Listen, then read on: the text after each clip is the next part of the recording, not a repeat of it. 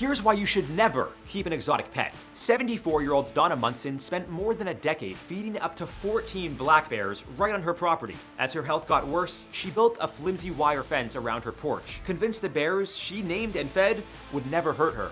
Neighbors begged her to stop. Wildlife officers warned her repeatedly, but Donna insisted she was helping them.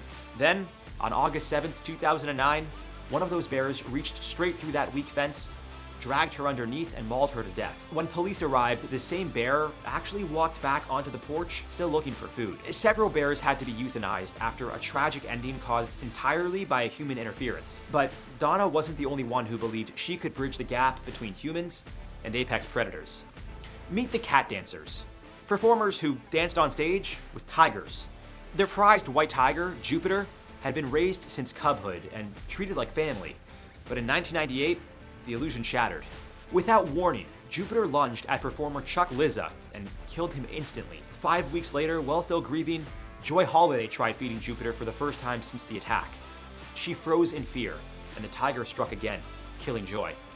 Sadly, the two deaths led to the authorities shooting and killing Jupiter, who was simply acting as a tiger. A brutal reminder that no amount of affection can override 2 million years of wild instincts. Ron Huff, a disciplined ex-soldier who secretly lived with 7 free-roaming Nile monitor lizards in his tiny Delaware apartment.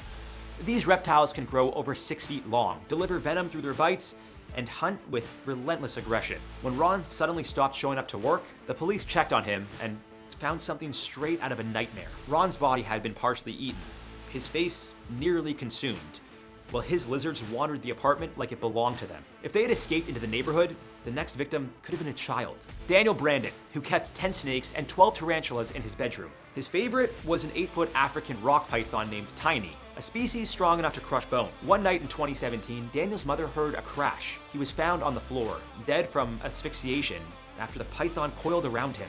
Even experienced handlers aren't safe when a constrictor decides to tighten its grip.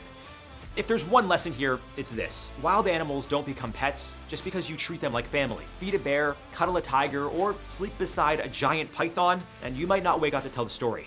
And if you didn't know before,